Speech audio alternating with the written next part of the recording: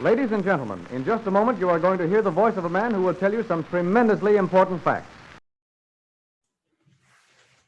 Welcome to the Reality Revolution. I'm super excited today. This is going to be a lot more different than any other interview that you've ever watched on the channel. So today I have Amish Patel of The Drip, a really great YouTube channel and podcast that is talking about current events, social media, and Amish is a great comedian, and I just can't wait. This is going to be a lot of fun because there's a lot going on in the world right now as I do this interview, and I have really avoided talking about current subjects and social media, and having gone through some weird stuff on social media, I thought I was super excited when Amish asked me to come on his show.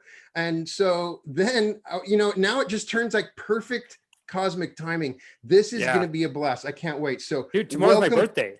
Cosmic timing? Tomorrow's my birthday. Welcome to the Reality Revolution, Amish. God is great. This is it. So dude, I love your meditations, Brian. I love your meditations. It's been a rough year. It's been actually a bad year, but with the Reality Revolution, I feel like I'm manifesting millions, brother. Like I just listened to a Sadhguru one this morning. It's very uplifting. It's beautiful. Well, thank you. I appreciate that. It means a lot. This is great. In many ways, over the last couple of years, a year and a half, I felt like I was just being used by something else. I look back on a lot of that material and I'm watching it just like it's new to me too. I'm just as fascinated, with a lot of that stuff. So that when I'm looking at it, I don't see myself in it, kind of, you know what I'm saying? Yeah, it happens with art. Like once you make it and put it out there, you almost forget that you're like, oh yeah, that's me in that. And but you know what it is? You're channeling. It's not even you. It's source. Well, it started with art. Before I did my channel, I started doing paintings, and there was this whole process in creating something that came from my head and seeing it in paint. And it was the thing I needed before I could do my channel. It was because every episode is like that feeling. I just finished a painting, man. I can go back and look at it. Hey, check it. You know what I'm saying? You have the same thing with your stuff, right? I know what you're saying. And this is the inspiration that I'm getting from your podcast. What's this one? One of the cutting edge theories that you put out, nobody's talking about it. Only I think one of your friends, Project Life Mastery, his name is. He's a brown dude. He did the show maybe like 6 months ago. Yeah. He did your show like 6 months ago. Okay. Great channel. He's the only guy talking about this. And it's cutting edge. This idea that imagination or creativity is God. And when we create, we are getting closer to the creator. So it only makes sense that it would make you feel good.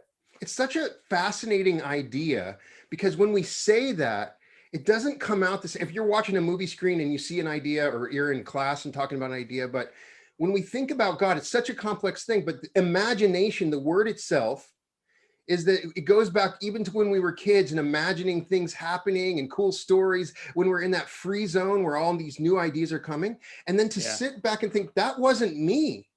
That was a living thing that created the universe, and you don't even know it. When it's happening, you assume it's sort of this thing that's happening yourself. But when you wake up to the idea that when that's happening, that's when God's right there, like that is God, to replace the word Jesus in the Bible with imagination completely changes everything when you start to do that, when you start to think of it like that. And you're right. I'm still coming to grips with it because it's sort of a scary idea. If I close my eyes and start to imagine like some crazy thing, then I stop myself and think, that's not my brain.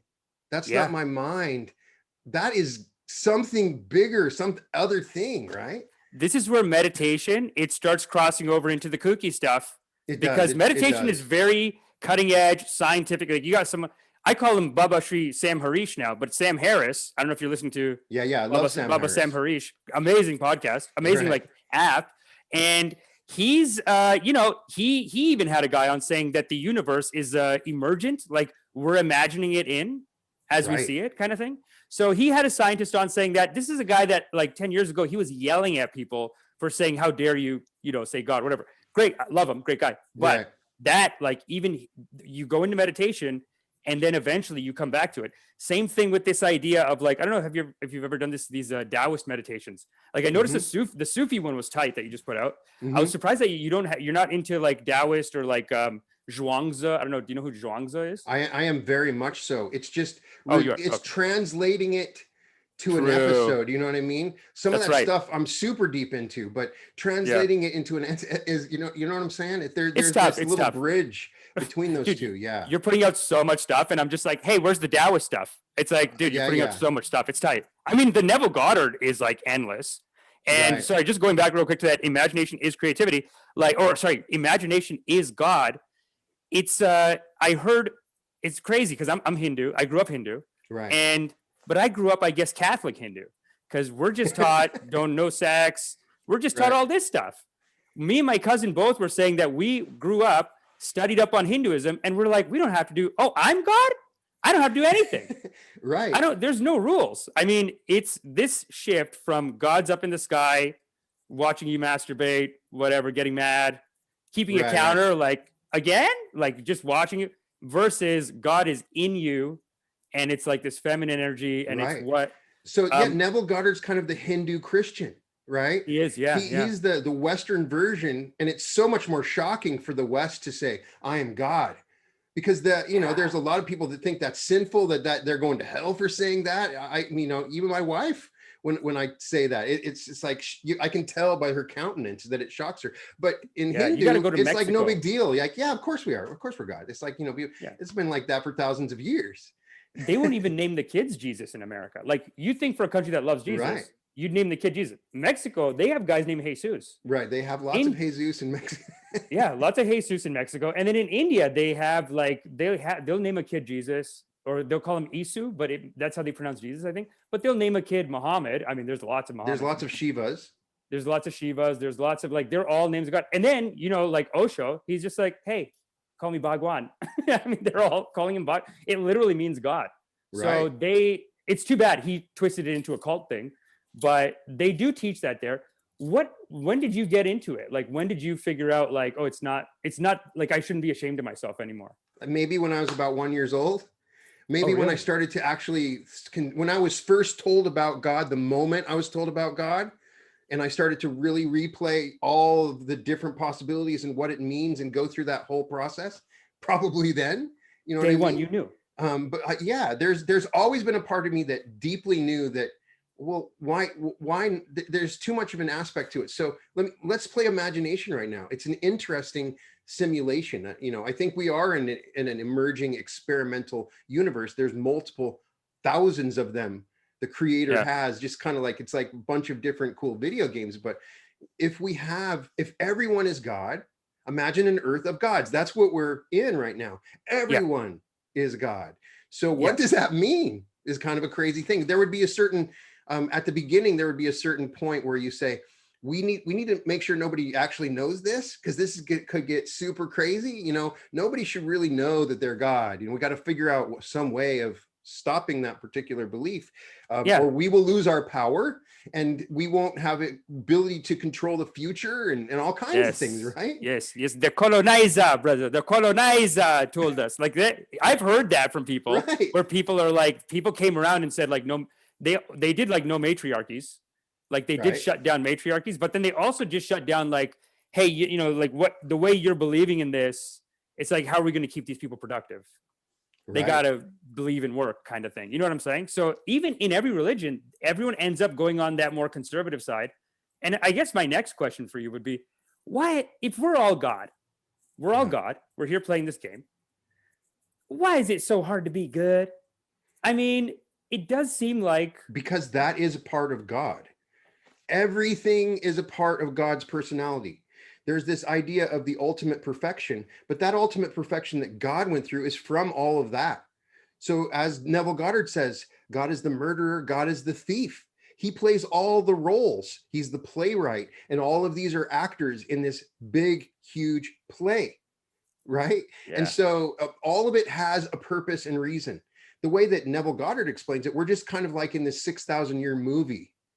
It's kind of a, 6,000, you open up a good thick ass novel, like the Game of Thrones series or something. And it's just, you have your own 6,000 year movie, and it's not linear. You may reincarnate in the past or the future. And it's just this. And once you're done, you're something else. It's an upgrade that you're going through a higher level of power, right? I like that. That's D4. That's 5. We're going 5D.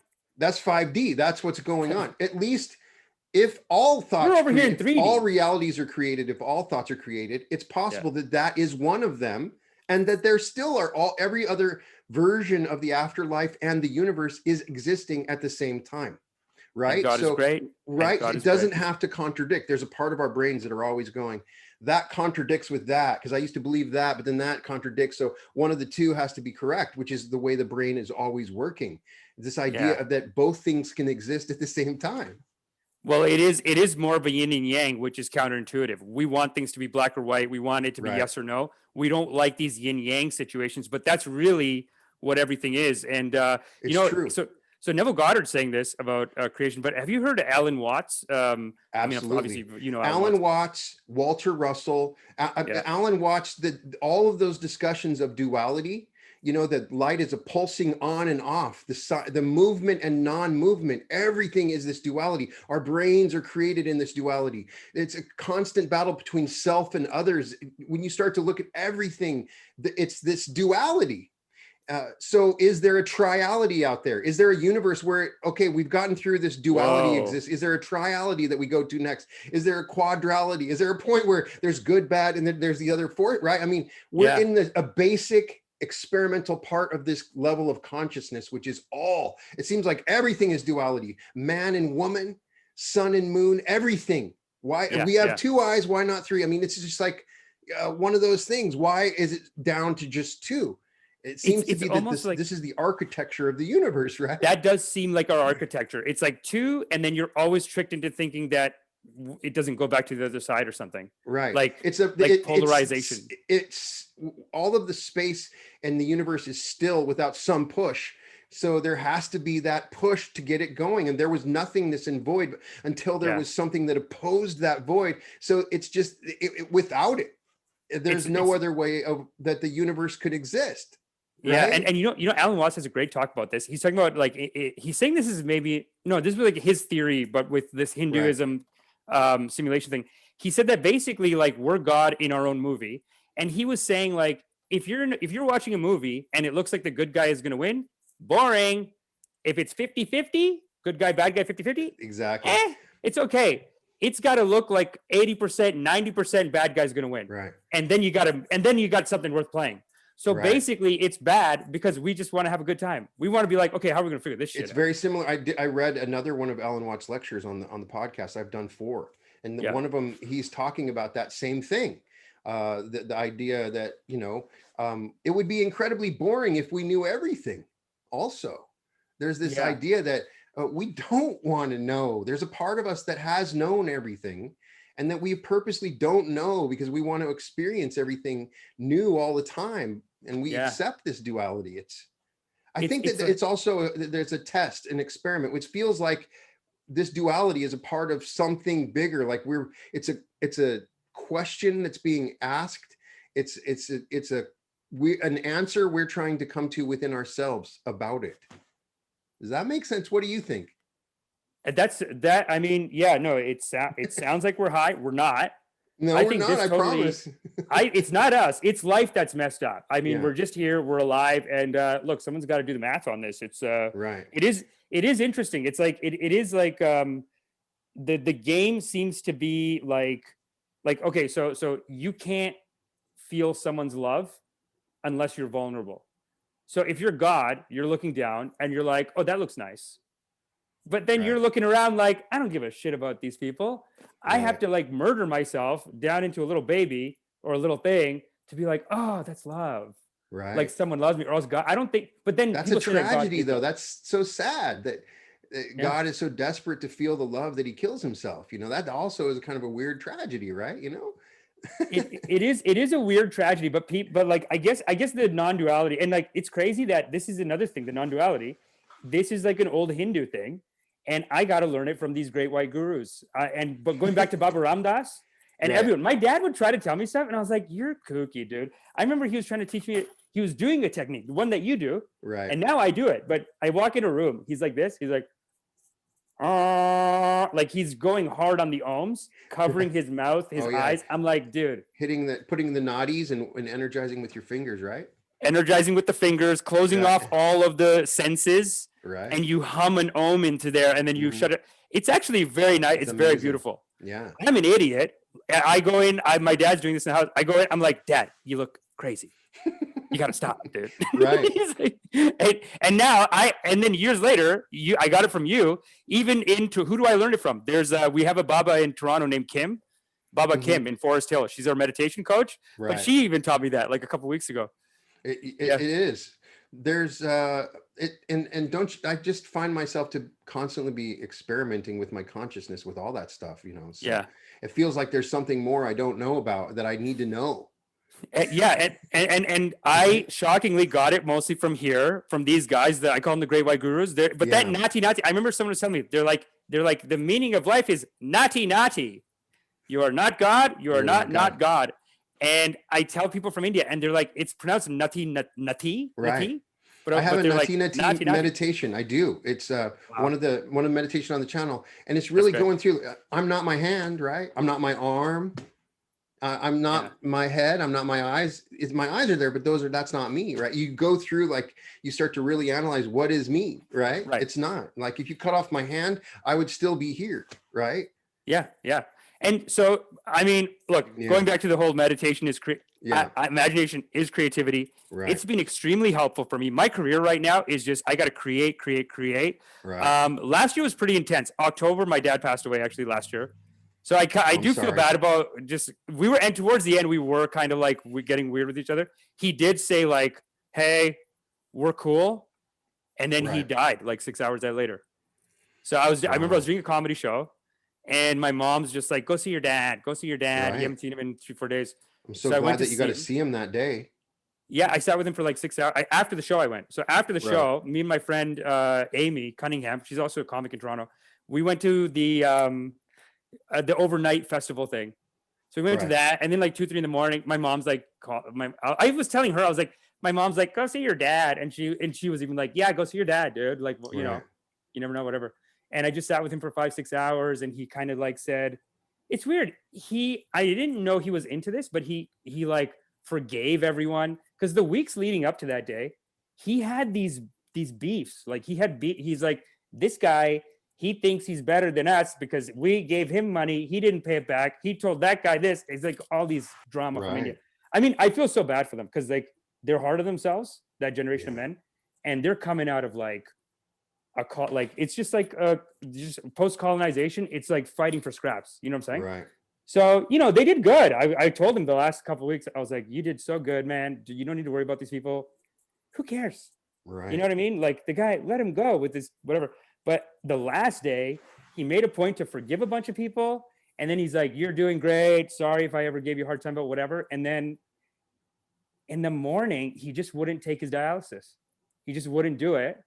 Mm-hmm. And it was going up to the hard one, the blood one. Yeah. So I just kept telling him, like, you got to take it. I don't know. You just don't think it's going to happen. My mom and my sister came. We were like on shift, whatever. And then I was like, okay, Dad, just take it, whatever. And we're just like thinking like, whatever, it'll be fine. So I leave. And then my sister called, and she's like, come back. Mm-hmm. And he just died right there. I went back, and it was done. He wouldn't take it. And then it wasn't like he wouldn't take it. Was like he didn't want to do the blood dialysis. Well, first, I'm honored that you would share that with me. Thank you. I've also experienced the death of both of my parents, and they were both long-term deaths. Like, my mom had colon cancer, and she was dying. It seemed like she was dying for a decade. You know what I mean? Like, it was shorter, but it seemed like every day was, it's another day that my mom is dying. Like, my dad he had Lewy body syndrome. It seemed like 6 months of straight dying. And you watch your parents go through death, and you learn so much about what's important. We all understand our mortality through it, but there's something different when your parents die. You know what I mean? It's so much more personal. It's something that you don't stop thinking about. You naturally will compare what you're going through to what they are going through. You know what I mean? And I'm just so glad that he, found the place to forgive, because I do believe we carry that stuff. You know what I mean? I think we carry that 100%. Stuff. It's all energy, and energy doesn't go away. So, I mean, I've been locked in a dungeon for years, not being able to forgive myself and other people, or to be forgiven for stuff I had done. And forgive for the power of forgiving is the secret to life. Once Yeah. you've reached a certain point, you can just, it can be the single reason that you find happiness or absolute depression, in the release. And it's it's when you let it go. anybody, you can get this powerful forgiveness without anybody else. Yeah. It's something that you can do yourself, and Ho'oponopono is one thing that's easy. Amazing. It's an amazing, but sometimes more than that. It's interesting. Neville Goddard's version of forgiveness. Okay. He's not saying, "Oh, I forgive you." He says, "Oh, well, that doesn't matter. You have not forgiven them if you've accepted the reality of what happened. If you truly want to repent or forgive, as he says, you imagine it differently. You imagine the thing that you're forgiving never happened or happened differently. Wow. You revise it. And then there's a term that he uses that he says is in the Bible that you get, it changes. And then so now the effects of that go away. And so there's levels to forgiveness too. Also, because it's a big realization that we're all just the states that we're in. You know what I mean? And so your dad, when he was angry with somebody or yourself, that was not you. That was just like Nutty Nutty. It's the state that you were in. You know what I mean? Just change your state, and you can change the past and future. We know that time is simultaneous, and I have seen it. I've done it, like try this one with one of your videos sometime. You see that I got 500 views. When you go to sleep, imagine that when you were looking at it, it was 5,000 views. Okay. And then something will happen where it will correct itself. You'll get a bump of 5,000 or something. Just do that to anything. Like if you have a comedy event and it was really, one or two people there. When you go to sleep, imagine it was a packed house. Yeah. Don't imagine I've done the that. future. And there's something that happens. Imagine when you think about something as a memory, it's a part of our brain that is still creative of the future. It's a good tip for, like, let's say with a comedy show, right? Or even with a YouTube channel. It's like, I don't know if like literally your brain, it's like The Secret. Like, I don't know if your brain literally goes to a thing and comes back down. It almost sounds like a lot of mental tricks to just keep you motivated and to keep you going. It can be. If a comedy show, if there's like 5 people there, one of the first things I tell comics is like, because sometimes comics will be like, this sucks, this is stupid. And like, it's like, hey, just do it. Like, it's packed. And that's it. And you will be surprised at how you can have such a great time. And those 5 people, like, someone might have sex with you, idiot. There are 5 people in the crowd. Like, you could make friends. They could know 10 other people. They don't even care. Like, they're respecting you for doing it.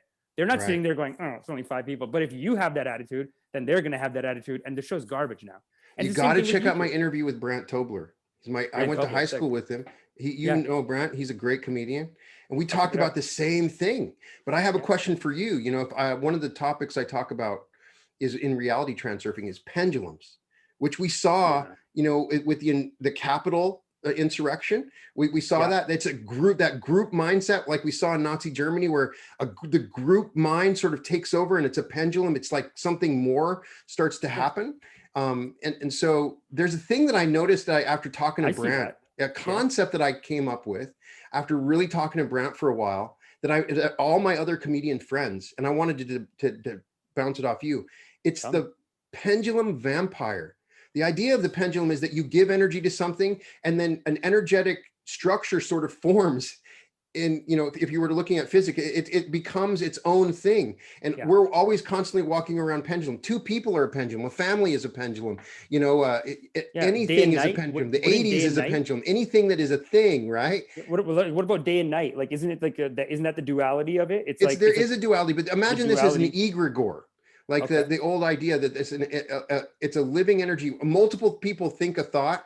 It becomes a living thing outside of you, right? It's like an emotional wave. Like the culture has an emotional wave. It can be like that. So, but and so a lot of the reality transurfing stuff, which is written in Russian, and it has this dark, like, pendulums are going to destroy your life, and they destroy. And it's true. We see politics and so many different things. But there's an other side to it, is that you can get energy from these groups, and that like with my friend Brent, I think that it's like a pendulum vampires. Like, once you get that energy, when you get the whole crowd laughing and that their energy as you're interacting, you get this unique jolt of energy, And then it doesn't matter. You become addicted to that energy. No, then you are Jesus. You are like God. Right. It's the you pendulum. You are pure source running through. I call it a pendulum vampires. There's certain people. My friend Brant, if the football game, 75,000, at the Bronco, he has to be there. Yeah. There's this. He like feeds off the pendulum, and most of my comedian friends are the same, right? Tony Robbins does it too. Tony Robbins does it absolutely. He's all about that big crowd. I remember my buddy was saying he went to the Tony Robbins thing. From it. We saw it with Donald Trump. We saw Trump does it. Capital. It's like, I need the energy. Give me the energy of the group. I don't really. What I'm saying doesn't even matter. But there's the energy, and then it sounds like what they're talking about might be like it might be representing as polarization too, because we're now in a situation, and this goes against that 80%. It seems like they're 80% bad guys. Is like, you look at these Trump Capitol Hill, the people storming the Capitol, like, it's the correct thing to do according to the Buddha, according to our, this philosophy, I would say pendulum philosophy, is, you want to stop that pendulum.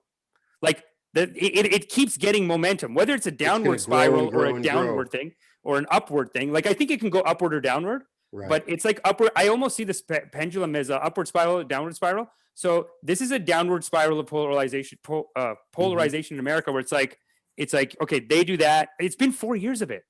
Constant back and forth, push. I love the meditation. Like, I love your circle. Because even as a stand-up, I would do crystal healing. I had like 20 minutes on crystal healing, just making fun of them. But it wasn't like a, hey, watch it. It was always like, I have crystals. You know what I mean? Like, they would never admit it during the show that they have crystals, but then after, they'd be like, I have some crystals. Like, they're laughing at it, but they're into it. It's not aggressive. It's not angry. And I like the vibe here. I like the vibe in the meditation game. And I do feel like it's missing, man. It's so sad, because the mainstream left, even in America, you think they'd be who is the mainstream left? It's not AOC. It's like Biden and these guys. Like, they're basically like corporate guys, and like they don't really believe in anything. The left is not even on the radar, it feels like, in America. So it is rough, like how it's getting so polarized. And they keep it does feel like on our side, I'm saying ours, like as a progressive, it does feel like we keep taking the bait. And I think that's where the meditation game has to like correct that, because they almost look at a lot of people, left and right, and like a lot of people I find, they look at meditation as like, you're crazy. Like, you think you're going to do magic, or it's like, you're crazy. God's up there and wants you to do a penance and wants you to do whatever. Like, this is truly, I think, like a more advanced way of using your brain. And it does involve, but that's my judgment, but it does involve like not getting caught up in the fight. You've got to separate yourself from this polarization. You can't get caught up in it. You have to get, even if you believe one thing, it's still a pendulum, good or bad. Even if you're saying, I'm against that thing, you're giving it the energy. It's just like the swing. It goes both ways. That's how it feels to me. I'm looking at it, and it's just like looking at ants running around in my backyard. That's so meditation, dude. It turns you into a god. I was listening to your Sadhguru one today, and I'm just floating, dude. And I'm just floating. And I'm just thinking in my head. But see, this is the hard part of focus. And I actually do have this question for you. But this is the hard part of focus in the meditations. And I remember I dated a girl who did this too. And I guess my question is, if God's so abundant, if there's so much abundance, if source is unlimited, then what's this no fap business? We can't masturbate? What's going on? Right. The no fap community is big right now. That's the beauty of because I got my degree in Buddhism this summer from Harvard X University. It's like their online university. Well, dude, congratulations. That's fantastic, man. Thank you. This is a big year, dude. I won a Canadian Screen Award too. Hell yeah, I won a Canadian Screen Award and a Writers Guild of Canada Award, but this Buddhism degree, also very exciting. It's like just funny for the thing. But that one of the things they taught in that, they did teach, like, you are not born with original sin, you're born with original perfection. Yes. That's one. But then they also teach this thing of like it was beautiful teachings. I mean, they taught a lot of like even the Dalai Lama coming over, like historically. Yeah. They showed pictures of him coming over to India, and those were so sad. And that's another one of those like, why is it so hard to be good? Because this guy had a church of loving kindness. Literally his practice is loving kindness. It's meta. That's what he does. And the Chinese government is like hitting them for meditating. Like, they're just getting the shit kicked out of them and kicked out to India. And it does make you wonder, like, why does it does always seem like the nice people lose. I guess that is the 80-20 thing of like, it has to always be. So there's a reality revolution that will occur when those innocent and nice people realize that they can create their reality, and they start working together to create the reality. That's what they don't want. That's what they're so afraid of, is that we start to wake up to the reality that we can have anything that we want, that we create and choose whatever reality that we want. And if working together, we get this common ideas, we can go beyond all the pendulums. Like if we imagine a peaceful universe where the pendulums don't have sway and we're working together. I mean, the law of one material, if you, hopefully you get a chance to check out my episodes, I do. They're describing on other planets, there's a process that happens in consciousness where we're talking about 5D and all that, where we become a social memory complex where we individually have access to all of our incarnations and everyone else's, like a living Akashic record, right? Great meditation. Right. And so, but I want to believe. I have a hard time. Imagine, maybe not in our lifetimes, but there's a point where we're like a group mind that sort of, not the Borg, but in a good way, because what that means is when I see something injustice happening to someone else, it's happening to myself. You know what I mean? When I see, and it's so everything changes. We look at things differently. It will be a awakening to if I see an injustice, it's my injustice. That's been always the disconnect in everything. So that this sort of, it changes. It changes. Well, there's a power that forms from it, and it changes all those dualities that we went through, right? Yeah. And I think you have the potential. Like reality revolution could be a planet. It's like you start here. It starts building, because those memory complexes, it's like Neville Goddard is a memory complex. You could say. It's exactly. He's and there is a real case for that, even with I don't know if you know Yuval Harari, but he basically teaches. He has a book called sapiens, and you know it's very dense. It's a very dense book. You love books. You own a bookstore, so you know about this, I'm sure. But he's talking about. Someone was asking him like okay, he's saying in the future everyone's just going to play video games. And the guy goes, but then, oh, no, everyone but then won't they become useless and whatever? And he goes, why? They're already playing a video game called religion. And he just does like a thing about how religion is just a bunch of rules you installed and a bunch of images you see in your mind. And so you play by these rules to get ahead. So you're basically bringing through a new operating system, you could say. Baba Sam Harish too, on the Sam Harris Waking Up app. That is like a new way of thinking. And it could be a memory complex one day. I think we're seeing it. Maybe just the brief. It's a slow process because all of nature is slow. I look at Old Testament as like, okay, let's just say instead of God, you said nature. Like if you said this is instead of God, like you took nature and the world and you personified it, it's very accurate. I mean, for life back then, it was hard times.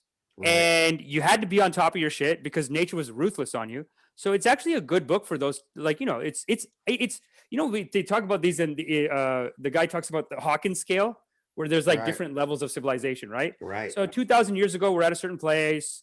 Old Testament, it's cutthroat, it's vicious, but the game is the game. You know what I mean? And you look at what we're watching right now, like Game of Thrones.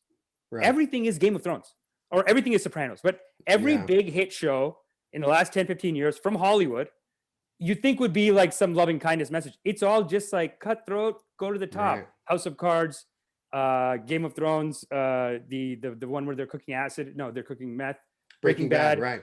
I mean, they're all like, that's all the banger shows are like, hey, who's the best sociopath? Well, that brings up a good point. Like, there is no fiction. Another idea by Neville Goddard. And then interviewing Frederick Dotson, he told me the same thing. Like, you interviewed Frederick Dotson? I interviewed Frederick Dotson. Wow, I gotta check that out. He's super amazing. I was so super nervous when I interviewed him, but Frederick. But the idea is every story is real somewhere.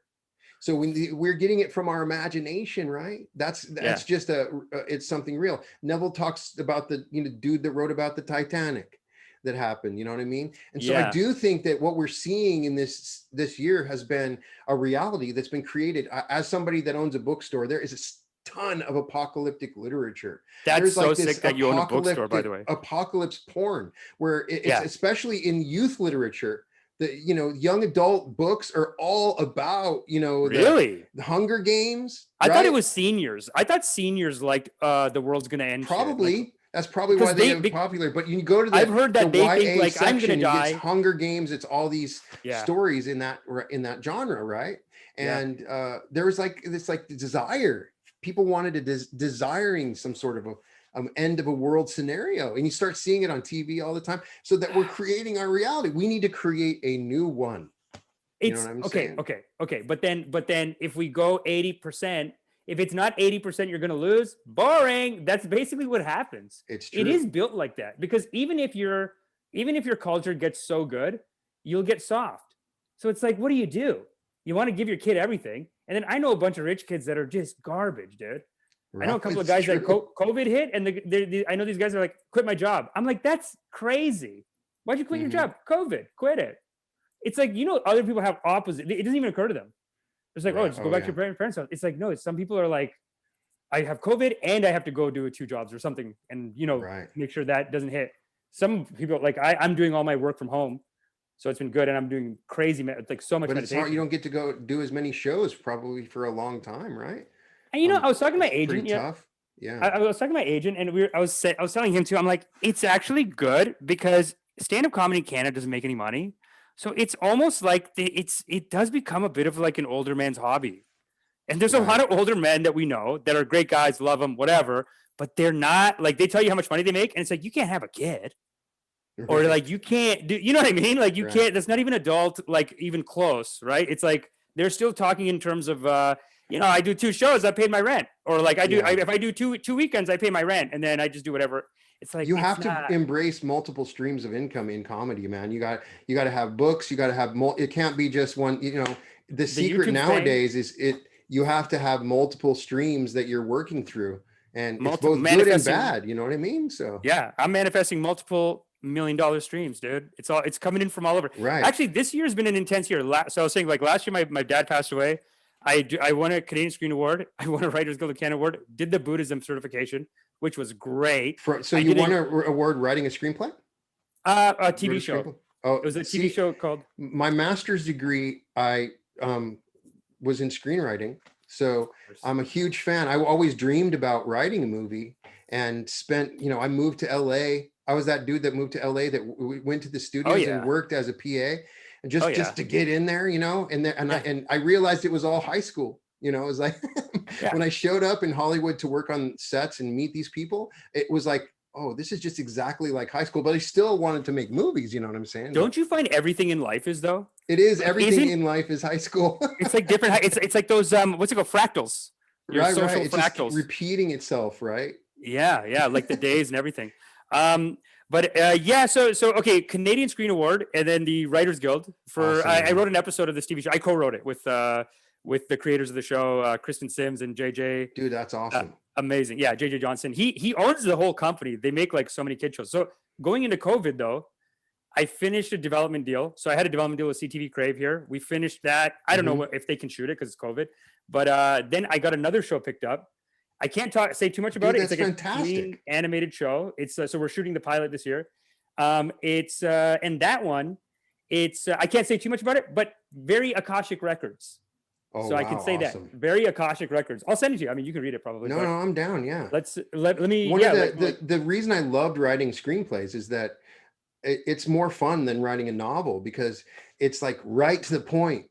This is what I want to show. I don't have to flower the language and the paragraphs. So, that was the reason I found it enticing to write in that style. You know what I mean? But I always wanted to break the records. I want to break the rules. The rules of screenwriting is so strict. Really good screenwriters follow very strict structure and rule. You know what I mean? I was always like, you have to kind of too because you're in certain time frames, right? Well, you know what it is. It's like you find creativity inside the beat. That's all you got to do. You got to hit the beat, right? But you find creativity inside the beat. Right. It's like dancing. Like there's still a rhythm. That's a perfect way. Now, thank you for helping me. You know that you have to hit the beat, but between the notes. Right, Oh, right. between the notes, you can Right. you know, it's just like dancing. Because You can I was do, all, when I was writing, this is back during, Pulp Fiction is coming out, wow. right? And Yeah. so I was all, I want to freaking write 120 minutes of just straight dialogue, two people in a room, because that stuff Yeah. super fascinates me. Making movies. I always wanted to Do make a a movie. podcast then. What's that? Do a podcast. I Yeah, mean, yeah. two people talking in a room. That's the one thing with Hollywood people. There's a great channel I'll send to you because he talks about Okay. screenwriting, but it's so spiritual, dude. He It has is. one episode where he talks about like what is a scene, and he's Mhm. and the opening line is a scene because and they teach us in all the screenwriting books that like by Right. the end of a scene the character has to learn something. Like what defines a beat or a scene in a movie is Right. there's a conflict, an attempt to solve it, and then a resolution. But this guy says the resolution is a revelation. Like the Right. character must learn something, and by learn they mean change of behavior. So this is it's crazy because you're talking about this earlier. This whole life is this like movie, this Right. God simulation kind of thing. So really, you own a bookstore. I'm right, and like you're into Hollywood writing. I'm writing that, like stand-up Right. podcast, YouTube podcasting. I mean, we're doing God's work, brother. We're making stories. I mean, that's kind of what we're here to do. It's true. It's the same thing as making that painting we talked about earlier. Yeah. Yeah. And It's this guy's exciting. I'm just so, I think that's the coolest thing. Keep doing Yeah. that, man. That's, yeah, man. And so this guy talks about screenwriting though. Yeah. And like you'll like this with the I feel like you get this out of your meditations. So he basically says that every movie, like your character, there has to be like a character arc. Like there's the movie on the surface, there's Right. the action, and then there's the growth that your character goes through. And the real point of the movie is the character growth. You're doing all Right. this so that the character can go through a growth. And Right. there's a beat in a movie before the climax can hit. It's called The Dark Night of the Soul. Right. And everyone teaches this. And they say that is the point in a movie where some part of your character must die so they can be resurrected into someone who can execute on God's plan or be like Right. that much closer. You know It's what I'm saying? very spiritual. You're absolutely right. Yeah. It's How weird about that it that? all came to the same place, It's true. It appeals to us, the hero's journey in us. That's what we're watching. And the number one thing, you don't have to be a critic. If I watch a show now anymore, if I could care less about the characters, I'm out. I mean, it's really the fundamental thing, right? Like, Yeah. I don't give a shit about any of these characters, even though it's all pretty and there's still cool stuff happening. And some still in this modern age with modern films that come out, they're creating characters nobody cares about. There's nothing redeeming about them. They don't have a setup scene that shows like a family struggle, a girlfriend that just broke up with him some way that you can, you know what I mean? There's none of that. It's just like, we're just supposed to totally like, okay. This guy's just cool and right? cool and cool. It's a big problem that I see in so it's a huge many issue. It's tough with superhero movies because It is. there's an old like a spiritual lecture I heard from a rabbi, and there was someone was asking him like why I don't know where I heard somewhere on the internet, but someone was talking about but it's from a Jewish thing where they were saying like why did God create suffering, and the guy says that it's because people are vulnerable or something like that, and then he's like, why are people vulnerable? And basically the rabbi's answer to that was that like without your vulnerabilities there's nothing to love. So like God, even God is like, when God made perfect people, he's just like yeah. they're doing shit, they're whatever, you know what I mean? Even in the Bible there's old stories like that where the two brothers, I remember there's one story with two brothers, and one guy's rock and roll, he does all cool, like he's cool, but he like breaks the rules, does crazy shit, and one guy's like a good boy, sat at home, whatever. And at the end of the story the dad's like, nah, like he still likes the rock and roll dude. He still likes the rock and roll dude, right? He's like yeah, you hung out, you're a nerd, it's like who cares if you didn't do anything, but like people fall in love with your vulnerabilities. So it's like in a movie, if you bring in a character and there's nothing that's hurting them, it's the main problem that screenwriters have had doing Superman. Superman is overpowered, and they've tried to get around that, but it's just generic. It's interesting. You and I come from an age where we've seen so many movies. It's when you start writing screenplays and thinking about the structure of creativity and stories, it's so meta. It's so hard to escape the meta because there's been meta in different stories. And now you think, oh, that's already been done. And that's cliche, but you know what I mean? That little voice that you hear when I wrote, that was a tough part. I was overanalyzing all my stuff because Same. I've seen all the movies, you know. Same, dude. I mean, I can't. I'm. You know, I was saying before the show, I think that like I'm having source blockages on my YouTube channel. I need to make more YouTube videos. Right. Every time I'm doing this drip once a week. My podcasting partner there has 230K now. I think when we started, he had like 80. It's crazy. It grows. So he's just pushing me too. He's like, dude, you got to put up videos. What are you doing? Because he knows, like, he's built 3 channels. This is his 3rd channel, but he knows that, like, just put up it. I'm always like, what do I do? What do I talk about? I think I have a good angle now. So yeah. The thing I've found with friends that I've helped out on YouTube, and even in my own case, obviously, just do a video every day. As you know, if you start doing it, you're going to create some crappy content, but along the way, you're going to learn. And then if you're doing it every day, you have already forgotten that bad video that you did. And 5 days later, because you have a new one coming out. And eventually they just get better and better, because you're going to get better at doing it. You know what I mean? True, man. You have all these guys on, like Aaron Doughty's great, like all those guys. That's what they do. That's what they do. And you know what? You should be willing to put out content every day for years. I've seen some people that have amazing channels that didn't have anybody looking at their videos for years. And then something clicks, and then they have all that content before, and it just gets, you know what I mean? That's true. I love the YouTube system. I had the opportunity to present my content with nobody knowing who I was. You know, and I had the opportunity. It is a great thing. I love YouTube. It's my favorite of the social medias. It is. We were talking about social media. Hollywood. It's better than we were talking about social media beforehand, and I wanted to, you know, talk a little bit about that here at the end, because we're going through a weird social media phase, and it's fun to talk about it with a comedian that's going. We just heard that Twitter, you know, like a couple days ago, Donald Trump was removed from Twitter. You know, and we've lived like somebody in, you know, like an abusive father sitting in the back room, hoping that dad doesn't come in constantly. You know what I mean? That's what it felt like with his Twitter. Like, okay, I don't want to read his Twitter, but I'm going to wake up and hopefully he hasn't said something so horrible that, you know what I mean? Yeah. As a comedian, it always felt like, man, this guy's getting the hits, dude. I mean, he's doing the joke. He's doing the craziest jokes. Okay, it's like, here's something I want to say. His own satire. Donald Trump was a comedian. When you watch him get up and do his bits, he's got the comedian flow. Deep down, there's a part of him that's just looking for laughs and willing to say, I got that vibe. Didn't you see the 100%. And like, look, if you watch his documentary, he's got a comedian vibe. He knows how to run the media. And this almost goes back to the thing we've been saying, where it's like, this world is God's video game. Right. And then inside of that, you know, we have our life, that we have our religion, but then we have Hollywood, we have social media, we have like little stories that are coming up, little story arcs on real people that we know. Right. And Trump has been a guy who knows how to create a story narrative. He has been a seed that has planted good things.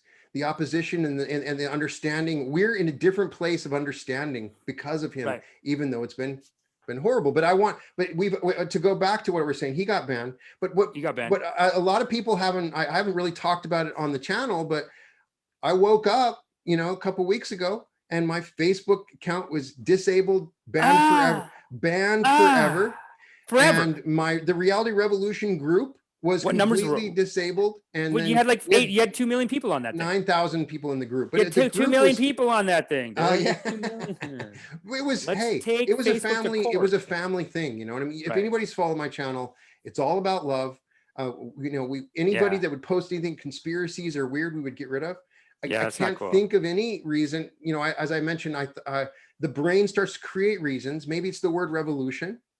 People that, you know, maybe they're afraid of the word revolution in the reality. It's a love revolution. You're like, it's like Matt Kahn. He has like love. He has so many of his videos of love revolution. He's like, you've been banned. I had a video that I did from Neville Goddard. You know, my goal is to read all of Neville Goddard's material. Right. And it was the episode was The Law, Self-Circumcision. And it was about opening the heart, like opening the foreskin of the heart. Is that he used weird words for it, right?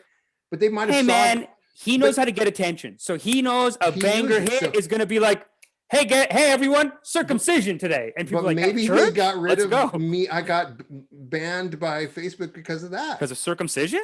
Because of that episode, because the word, and they didn't know, and they thought it was self-harm, or who knows? They have never given me an explanation, but I think it is important. We're talking about spirituality. It is very important. I think that we go through, we've created importance around these different social networks. We feed off them like pendulums. They distort our reality. You know what I mean? There's a lot of energy we give to it that doesn't come back. You know what I mean? Like, Yeah. I mean, their ratings are higher than NBC now. They passed Right. NBC But primetime ratings. I'm thankful that Facebook did it. You know, I'm thankful. There's certainly a voice in my head that was always like, you need to get off Facebook, man. You're on there way too much. You know what? Posting, you know Good what I mean? attitude. It's not good for you. It's not good for you. You don't need to be on Facebook. It's not. I Facebook's wanted to, kind of dead anyway. but I still wanted to have that family where I could share my videos, talk about them. When I do these videos, it's fun for me to hear what other people say and talk about it, you know. Your IG's still up. Your IG's still up. My that's owned by IG's still Facebook. up, and I'm on Twitter, Okay. and so I've never been given an explanation. Maybe we'll come back. That's There's bullshit. another group that is on there that people can access, but I have not talked about it on my channel. I haven't done a video on it, so I wanted to talk about it through this. I'm honored that you brought it up with me. I think that we are going through a phase with social media. I want to get your vibe on that spiritually. How social media affects us spiritually, you know? Spiritually, I'm going to say two things. I'm going to say one thing first that I feel like if I came to you with this, you would tell me this, which is, like, don't bother making up theories. They canceled your account. Who knows? Dude, because you know why? Because they don't want to pay people. Like all these social media companies, and this goes to the second point, the second point, which is that they have taken over TV. Like if you watch American Gods, and if you look at Yuval Harari's work in that book, like the TV is religion. I mean, I don't know. People don't like you look at the Hindu gods and goddesses, even you look at the saints and the archangels, whatever. In 1,000 years, people are going to say Captain America and was this like it serves the same purpose. Mm-hmm. So YouTube, like, there's people are going to, maybe some conservatives can be like, you can't do this, but I think we need to have a bit of a say in these tech companies just because like because of tech, they've been able to get away with like, okay, nobody works here. So, okay, we got rich, we're rich, billions, trillions, whatever it is. And we can do it all with 50 employees. Right. And you need it. And Facebook has no human being that you will talk to. If God forbid, some strange AI could have come along and keyworded me. But they also eliminated all 8 administrators in my group. These are some really good people that hey, can you help me administrate this group? They were being super nice. Yeah, they're 17 canceled. years of photos gone, right? Like all 8 of the administrators all 8 of your admins disabled. This is an attack, brother. This is it's sad. It's rude. It's rude. At it's least very rude of ban Zuckerberg. Me. Why would you ban the administrators? What would we possibly? I've never been warned by them, you know, but at the same time, I realized my reaction is I thank Facebook because I learned a lot from this. Like I had been sucked into this pendulum. Sorry, say that again. I know I had been sucked into this pendulum. Yeah, it's not good for you. Of Facebook and social media is not good for you. No. And you know, there's another guy that I wanted to mention. There's a great dude I watch, Sam Ovens, and he's like a sales coach, but he has a great meditation video. He has a great video where he talks about how if you judge people, you're going to judge yourself. You know, we kind of touched on that before too, like just kind of blocking your own creativity, forgiving people, stuff like that. Yeah. But so he talks about that. It's very profound stuff. I check out his channel, Sam Ovens. Very, very cool. Very like great stuff on YouTube. But then he also has a thing about, he calls it first conditions in a company. And he basically talks about, and obviously he's biased, but he talks about how like Mark Zuckerberg started Facebook. The opening conditions of the whole thing was like, he screwed over his best friend. Right. It was like, you know, it's like a mess, and it's like spying on people. Like he screwed over his best friend, and he like jacked a bunch of pictures at Harvard to, you know what I mean? Like he did, you know, it was initially like a Hot or Not app. And he just took all of these like 18-year-olds pictures and all this shit. So it's shady off the top. You know, let's hope to God that he becomes like a Bill Gates and starts caring about people at some point. Because Bill Gates, I think, was actually pretty tight, like all the way through. As far as like morality, like he seems like a great guy.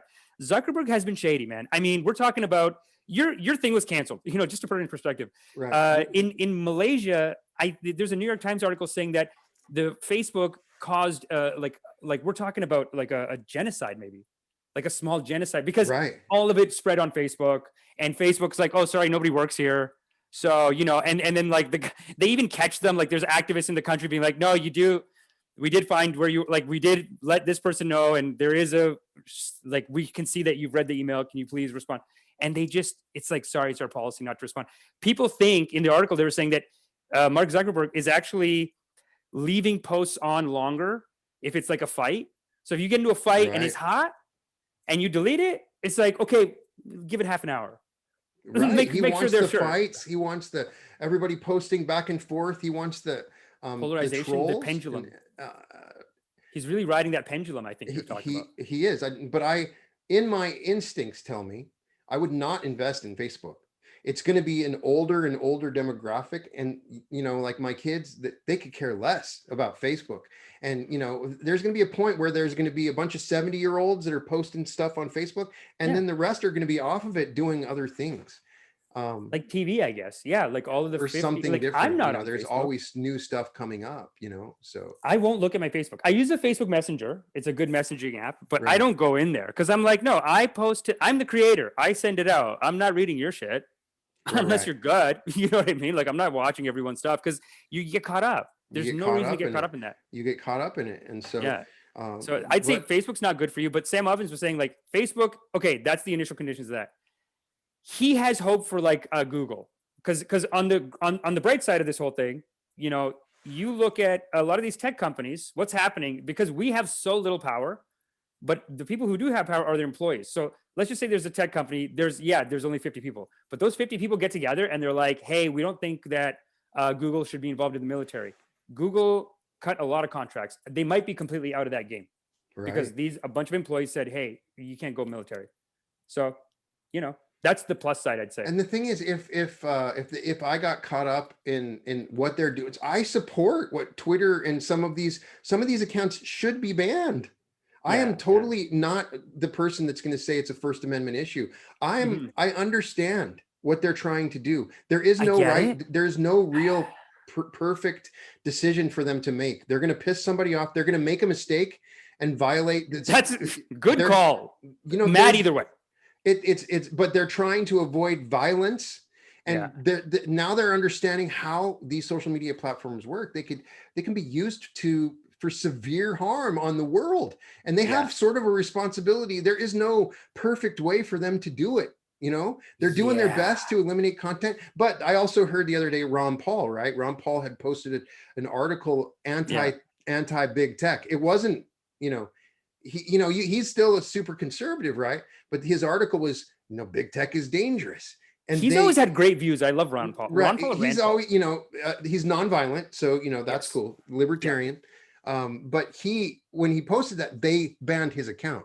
So because he was talking against big tech. So he said, I think big tech, wow. So we got to kiss he posted an article about, so that's an interesting conundrum. It's a good thing we love one thing iTunes. To avoid violence and to get rid of hate groups. I get that. But if you're doing it to protect yourself, then it gets a little bit in that there's a gray area where they're, you know, maybe they shouldn't be able to do that. It's a tough call.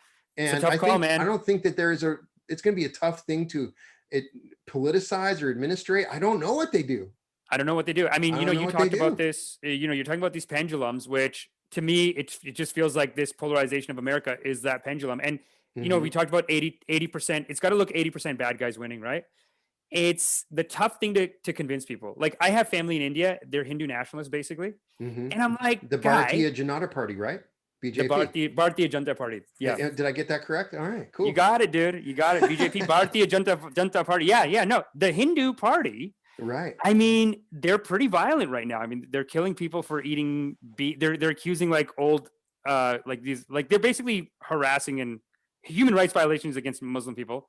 And they just don't like, the tough thing is, to convince to them, and maybe to like same issue I think I'd have with a Trump supporter, let's say, or like a Capitol storming kind of person, let's say, is that they think like if someone hits us, we hit them 10 times harder. What are you, stupid? And it's like, you're going to go broke like that.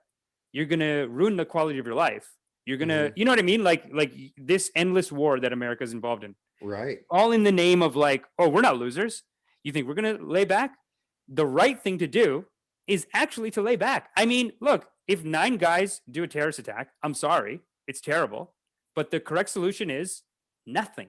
I mean, militarily, you have to Right. defund the like it's a terrorist group. They might have done the Honestly, terrorist attack just to induce you to escalate the conflict, and Bin Laden. that has been the motivation of many terrorists, right? Yeah, They don't care about the event itself. It's your response. They want a bigger response. and Bin And so it's Laden a sees hard himself thing as to like a say, victor we're going to pull back. We're not going to declare war on a country because of it, right? because of a terrorist attack. Like 9 guys, and Bin Laden now is like, yeah, I bankrupted them. They went into this Right. Iraq war 9 years. It's tearing them apart. I mean, as far even inside America, militarily, politically, it's like this fighting. You go back and watch Vietnam stuff, and that's why I think it's so important that you, Matt Kahn with Love Revolution, you Reality Revolution. It's such a sad time though, because now they're just going after revolution. These guys, but it's like it's important to have that option because they're the mainstream is about fighting. It seems like. They just Right. like fighting. They're not doing good for anyone. They're just like they've turned it into this polarized fight with each other. And the thing I worry about cutting him off, Trump from Twitter, is that okay. I know it always feels as a lefty, you're always capitulating. They always go like they're bullies, so they're going to go too far, and then you're never going to get to hurt them as bad as they hurt you, and you just got to get used to that idea. Well, And you can't have a goal of hurting them. You know what I mean? You can't. As Neville says, and as the great spiritual teachers, we have to love them. It's hard and it sounds weak, but maybe we can transform them by loving them, by forgiving them and understanding.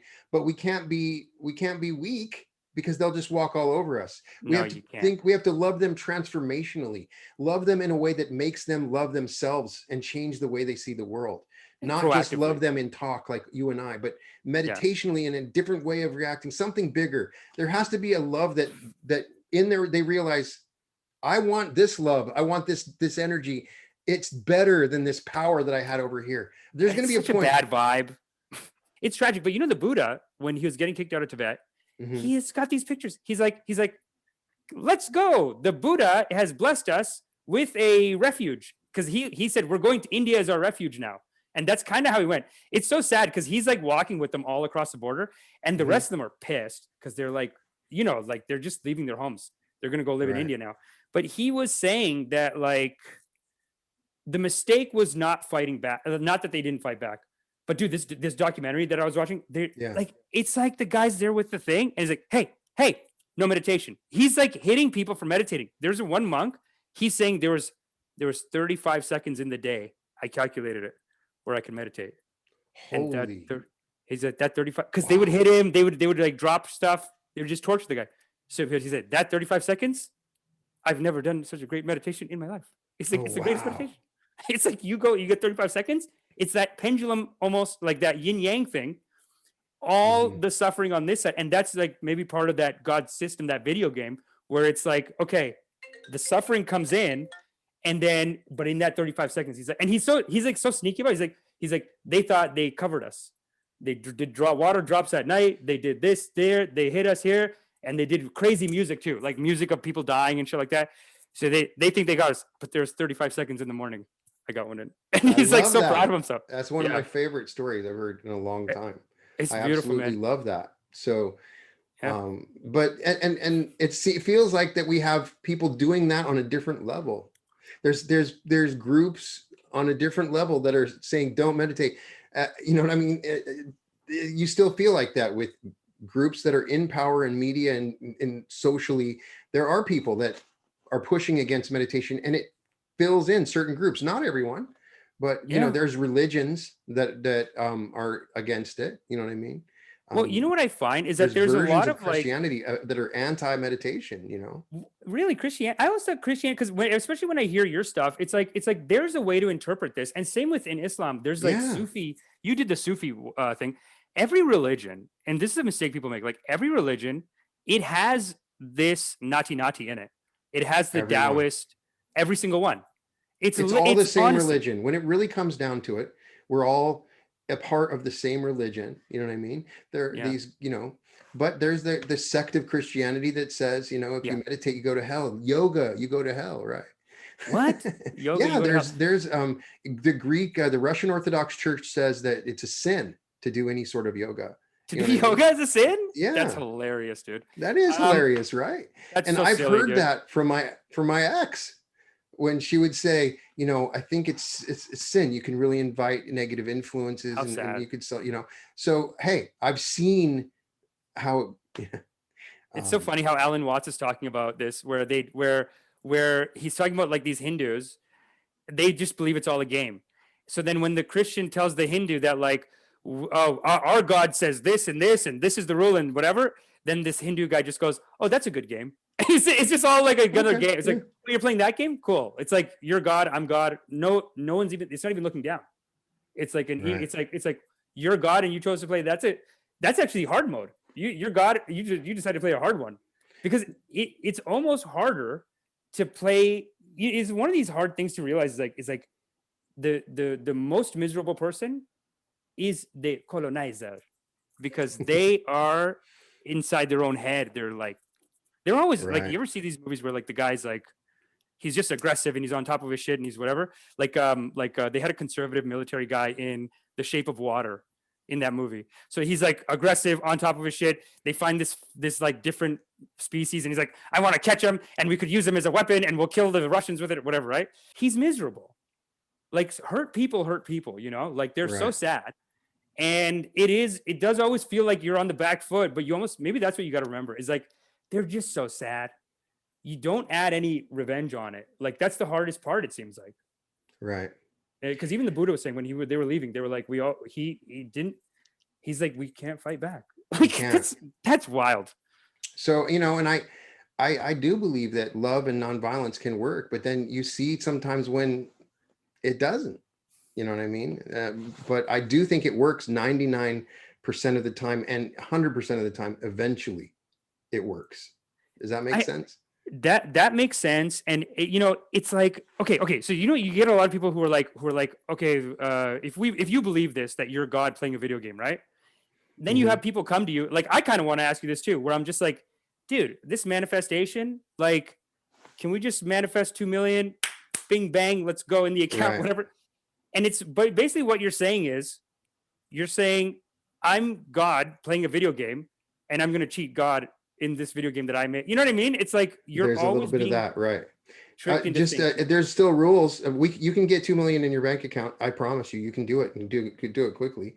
There's rules to the game. You have to follow those rules. And it's one of the hardest things is knowing the feeling of getting $2 million instantaneously. Nobody knows that feeling. It's such a very specific flavor that most people can't recreate it. You might get lucky. You can go through you can recreate feelings you had from the past, but really it's pretty difficult for you to imagine really in reality how that would work, to really capture the feeling of it. That's why people can't just do it. Then people also teach that, like, because if you're God playing a video game, you would have built it in. You're like, okay. So, remember that Alan Watts talk, the 3-minute one where he goes, imagine you're God, you played a game. And then he said, oh no, you do a dream. And, you played this game and you're like, oh, let's do one where it could get really crazy. And then you say, let's do one where you could die even. And like, we're all just in one where you could die. But, you're not going to have this like get out switch. You would, if that's how you're not going to design the get out switch, because you're in the game for a reason. So it's super fascinating to talk about. This has been a lot of fun.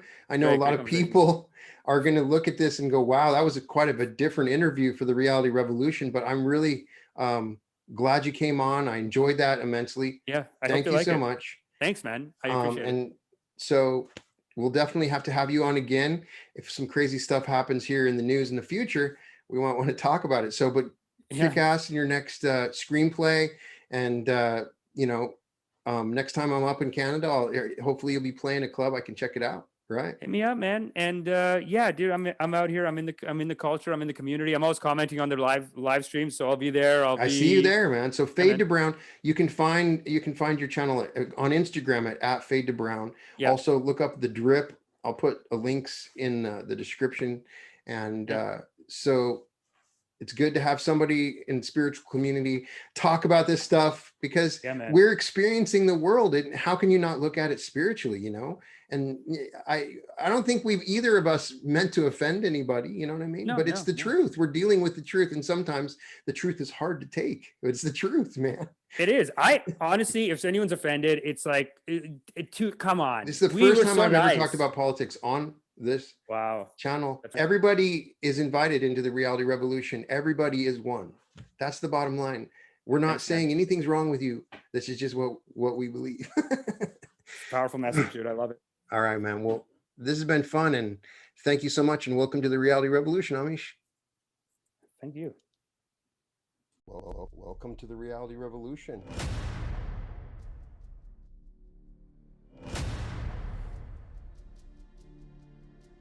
I'm just really excited today because this is the first day that my book is released. This is it, the reality revolution. Worked on this for a very long time.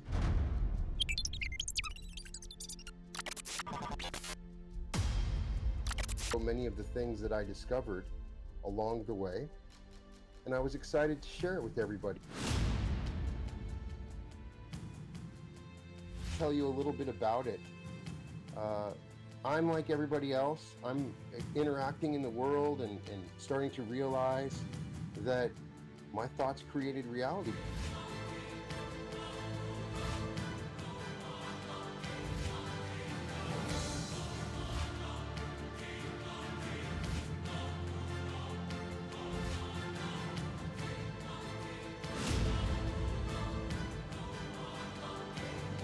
As I did this, I started to see some major shifts in my reality. I started to explore the idea of maneuvering through parallel realities.